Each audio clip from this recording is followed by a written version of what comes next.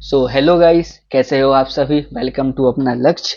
और आज यानी 20 मार्च को टीसीएस एनक्यूटी कंडक्ट किया गया था, जिसमें उसका शिफ्ट वन में जो दो कोडिंग क्वेश्चन पूछे गए थे, हम उसको डिस्कस करते हैं। तो पहला क्वेश्चन पूछा गया था जिम मेंबरशिप कोडिंग चैलेंज। ये बेसिकली एक इजी लेवल का और एक लॉजिकल बेस्ड कोडिंग क्वेश्चन था, और इसके हम दो सॉल्यूशन डिस्कस करेंगे। तो सबसे पहले हम प्रॉब्लम स्टेटमेंट पढ़ते हैं। A gym offers membership plans for specific durations with fixed prices. Write a program to calculate the total cost of the membership based on the number of months entered by the user. अब हम इसके input format देखते हैं कि input हम कैसे लेंगे।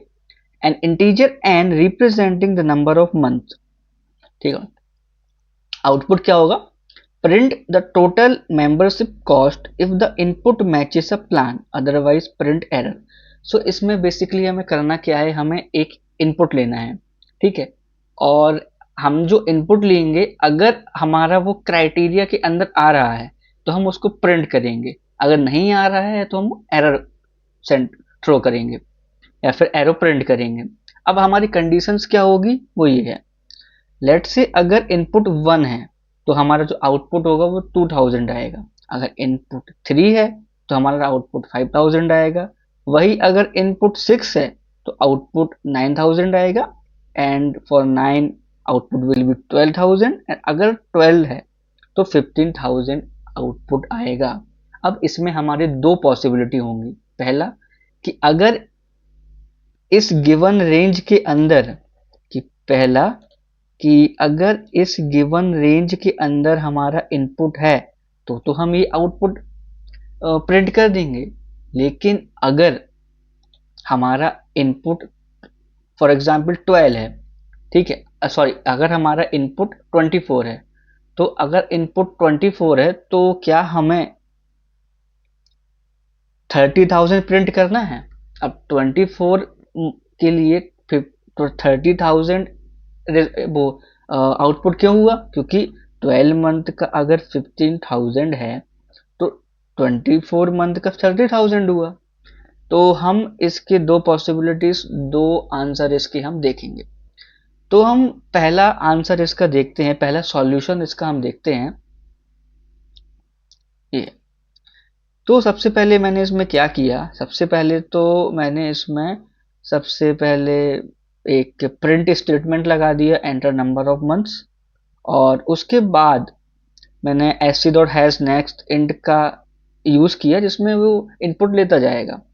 ठीक है, सबसे पहले मैंने एक वेरिएबल बनाया इंट मंथ्स, उसमें मैंने इनपुट, यहाँ से मैं इनपुट ले रहा हूँ। ठीक है, और यहाँ से मैंने कंडीशन लगा दी कि अगर मेरा मंथ इक्वल इक्वल 1 है तो 2000 प्रिंट होगा। वहीं सेम अगर 3 है तो 5000 प्रिंट होगा। अगर 6 है तो 9000 प्रिंट होगा।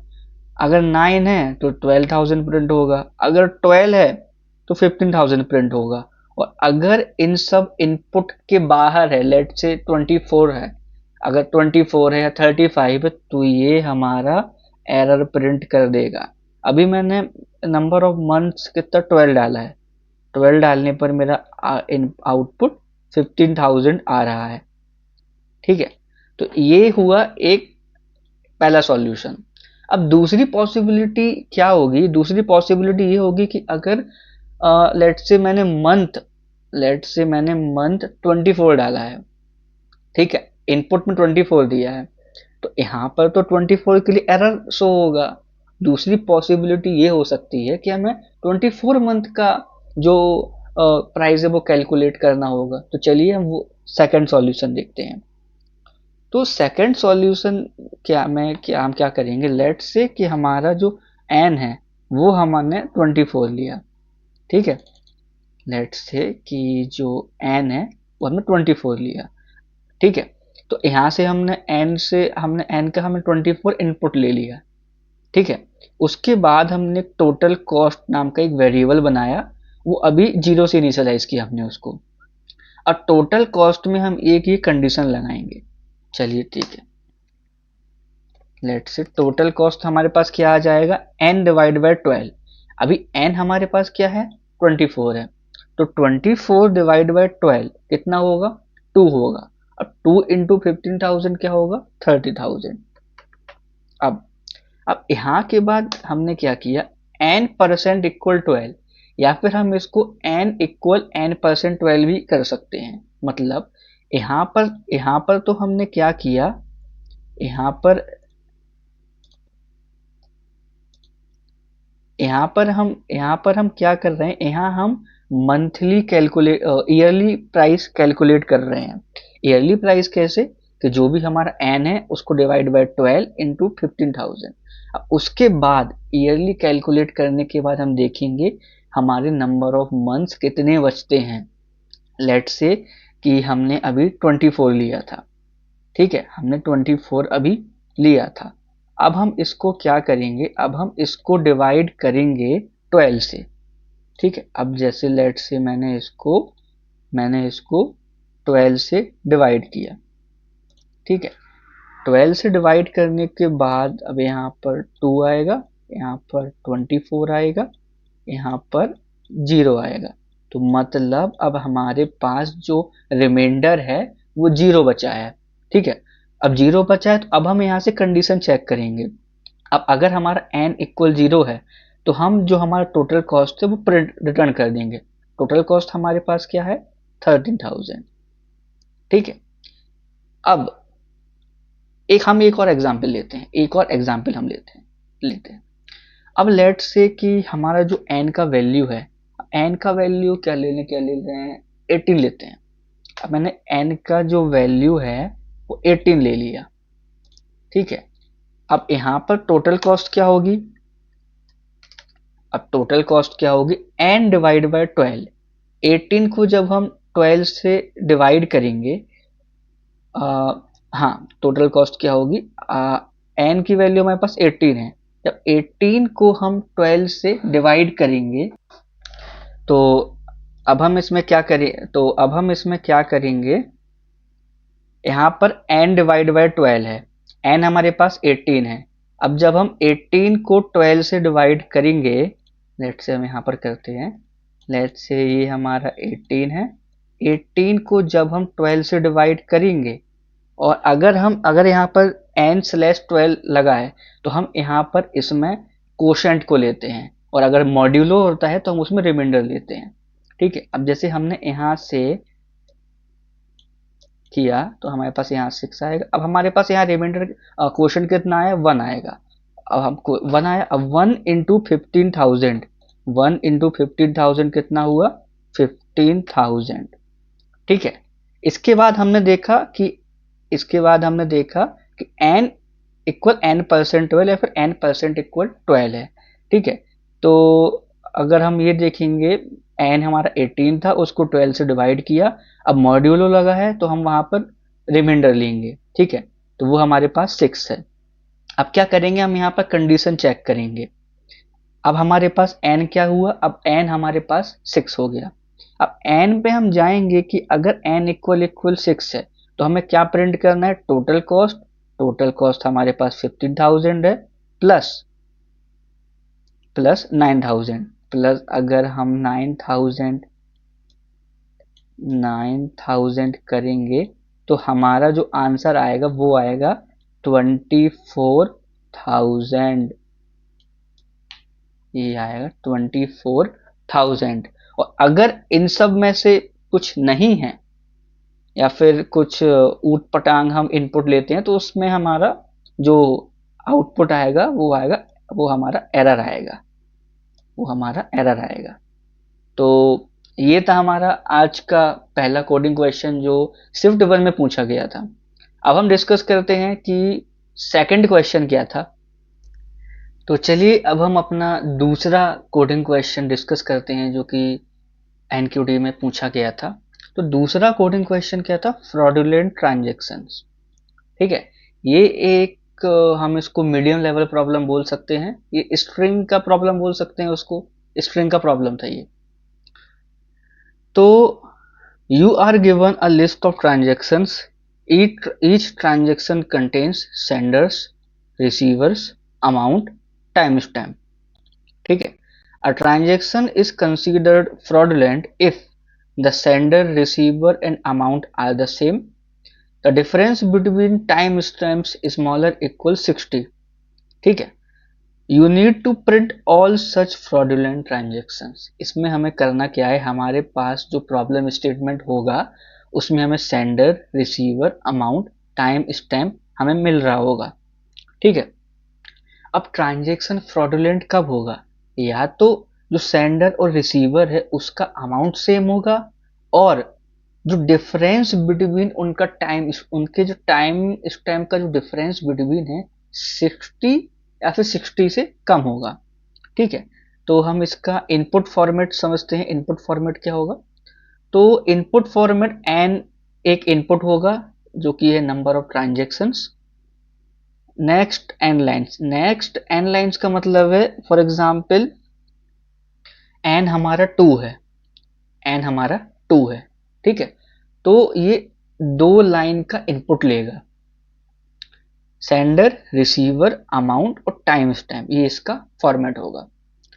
आउटपुट का फॉर्मेट क्या होगा, हमें फ्रॉडुलेंट ट्रांजेक्शन को प्रिंट करना है, उसका फॉर्मेट भी होगा सेंडर, रिसीवर, अमाउंट और टाइम स्टैम्प, सब कुछ उसको ये प्रिंट करना होगा। अब हम एक एग्जाम्पल से समझते हैं। लेट से इनपुट लिया, इनपुट दिया उसने 2, यूजर ने इनपुट 2 दिया, ABLU DABLU 550, ये पहला है। दूसरा क्या होगा, ABLU DABLU 500 और 90। ठीक है। अब इसका आउटपुट क्या आएगा, ABLU DBLU DABLU 500 और 90 क्योंकि ये फ्रॉडुलेंट ट्रांजेक्शन है। पहला, इसमें अमाउंट सेम है, और दूसरा इनका जो टाइम स्टैम्प का जो डिफरेंस है वो 60 से कम है।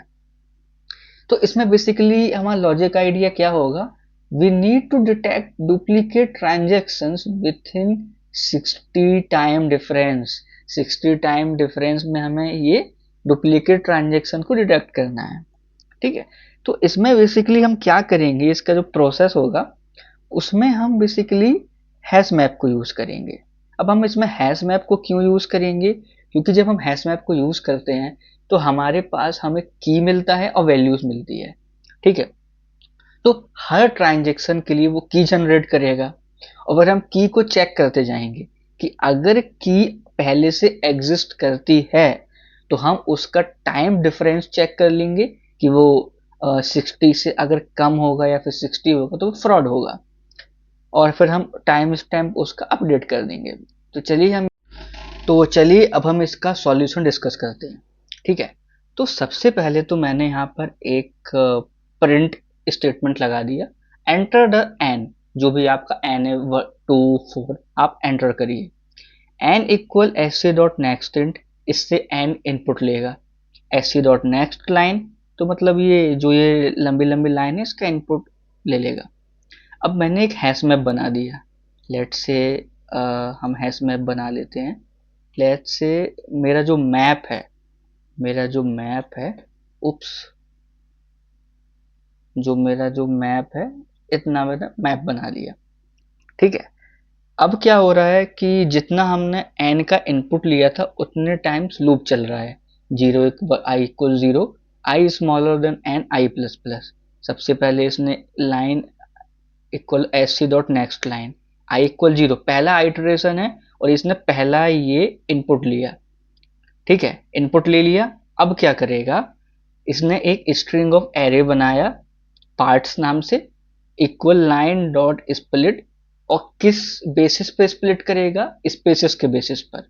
ठीक है। तो अगर ये स्पेसिस के बेसिस पे स्प्लिट करता है और जो हमारा ये स्ट्रिंग था, तो हमारा क्या होता है, एरे बन जाता है।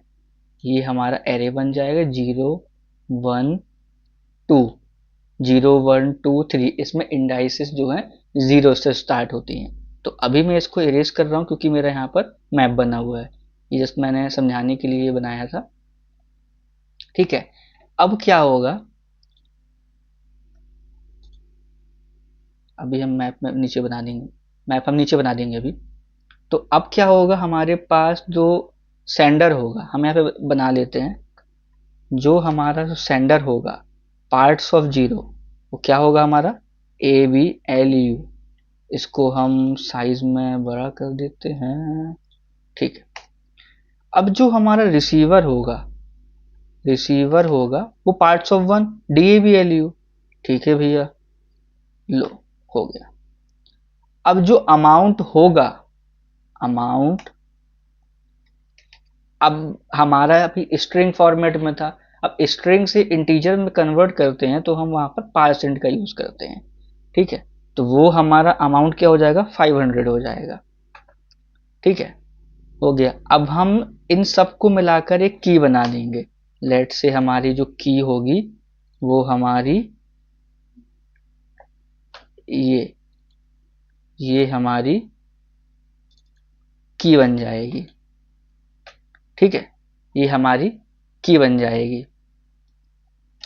अब हम चेक करेंगे, लेट से हमारा जो मैप था, मैप हमारा ये है, ठीक है। अब अब चेक करेंगे क्या हमारे पास ये मैप में अवेलेबल है, जो हमारी ये थी, जो हमारा ये की थी, क्या मैप में अवेलेबल है। हमारे पास तो नहीं दिख रहा है यार भैया, अभी मैप में अवेलेबल नहीं है। तो हम एक काम करेंगे, हम इसको मैप में अपडेट कर देंगे, ठीक है। तो मैप में क्या क्या अपडेट करेंगे, एक एक तो हमारी की अपडेट करेंगे, दूसरा हम अपना ये टाइम स्टैम्प अपडेट कर देंगे। अब हमारा इसमें टाइम स्टैम्प क्या था, टाइम स्टैम्प था हमारा 50, ठीक है। तो चलिए हम यहाँ पर अपडेट कर देते हैं, जो हमारी ये की थी, हमने इसको की को और साथ में इसका जो टाइम स्टैम्प था उसको हमने अपडेट कर दिया, ठीक है। जो हमारा जो मैप था, मैप में हमारा ये अपडेट हो गया, ठीक है। अब हमारी भी दूसरी आइटरेशन चलेगी। अब वापस से ऊपर जाएगा, लाइन का इनपुट लेगा, तो इसका इसने वापस से इनपुट ले लिया। अब सेंडर क्या होगा, सेंडर हमारा वही होगा ABLU। रिसीवर क्या होगा, रिसीवर भी हमारा ये हो गया सेम, DABLU था, DABLU, DABLU हो गया। और हमारा जो अमाउंट होगा, अमाउंट भी सेम होगा हमारा 500, और की भी फिर हमारी ये सेम ही बन जाएगी, ठीक है। तो अब हम चेक करेंगे क्या ये मैप में कंटेन्स करता है। तो हाँ जी, ये मैप में कंटेन्स करता है। तो अगर मैप में कंटेन्स करता है तो हम क्या करेंगे, तो जो हमारा इसका जो टाइम होगा हम उसको निकाल लेंगे। हम कैसे निकालेंगे, प्रीवियस टाइम हमने एक वेरिएबल बना लिया मैप डॉट गेट की, मैप डॉट गेट की। इससे क्या होगा कि जो हमारा इसका ये टाइम था वो हमारे पास निकल आ जाएगा। तो हमारे पास टाइम कितना आ गया, 50 आ गया। अब हमने कंडीशन लगा दी मैट डॉट ABS। इसमें बेसिकली होता क्या है, अगर कोई भी चीज माइनस में होगी तो केवल हमारा इंटीजर वैल्यू कैलकुलेट की जाती है। तो हम क्या करेंगे, इसमें 50, अभी हमारा टाइम स्टैम्प क्या है 90 है, ठीक है। तो इसमें क्या होगा 90 माइनस जो इसका टाइम स्टैम्प था 50, ठीक है। 90 माइनस 50 जो होगा, अगर स्मॉलर इक्वल 60 है तो हाँ भैया, ये फ्रॉड डिटेक्शन हमने डिटेक्ट कर लिया है, जो कि फ्रॉड ट्रांजैक्शन था वो हमने डिटेक्ट कर लिया है। तो फिर हम इसको प्रिंट कर देंगे और फिर हम ऐसे अपडेट करते जाएंगे। तो ये है हमारा सॉल्यूशन। अप्रोच इसको सॉल्व करने के लिए ये उतना टफ नहीं था, इजी टू मीडियम हम इसको बोल सकते हैं। तो thank you guys for watching this video. And अब हम जो शिफ्ट 2 में कोडिंग क्वेश्चन पूछे गए हैं, अब हम उसको डिस्कस करेंगे अगली वीडियो में। जब तक के लिए बाय बाय।